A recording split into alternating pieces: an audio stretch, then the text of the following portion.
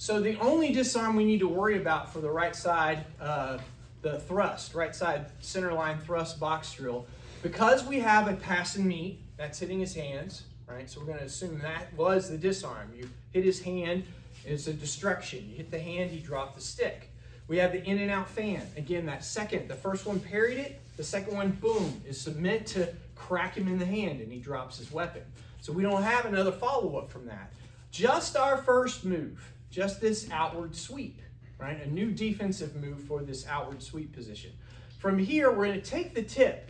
We're essentially doing a snaking disarm, but using the stick instead of our arm to do it. I want to take the tip, keep contact with his stick once we make contact here, come down under his wrist and back up again. And once I've made this circle, it's straight down through his center line, and that will disarm him, right? It'll circle him up this way and then peel it right out of his hands. So again, we're outward sweep. I take the tip of the stick, and I'll use my other hand kind of as a support, coming under the wrist and back up. And as I step forward here to close that space, you come straight down the center line, and that does the disarm. So watching how that would work then, come on in, Thomas. We'll have you be on this side. So he's doing the downward angle two, hitting to the shoulder, and we're here. We're at that outward sweep, stopping motion. I want to take the tip of my stick through here and up on the other side. So I want to bring it down and hook under his wrist this way. I want to cross the sticks in this manner, right? To get leverage, I'm going to step in and straight down the center line.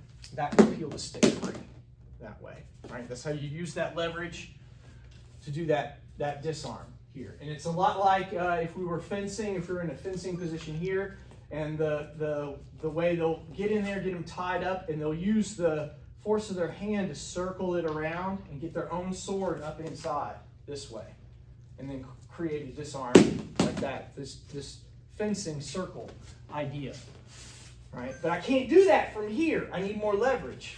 So from this outward position here, I use the other hand. Here, it comes to the stick to reinforce, but I bring the tip around his wrist and up. I want it to come over the other end. If it doesn't come up high enough, it needs to be above his wrist. And then from that position, I can just touch in here with the back. I'm coming straight down, easy disarm at that point, right? So as he gets here, boom, I support it and come under, stepping forward with my left here to close that space. And then I just come straight down with the tip, and that will disarm it. There. And I come down and up, stepping forward, press straight down.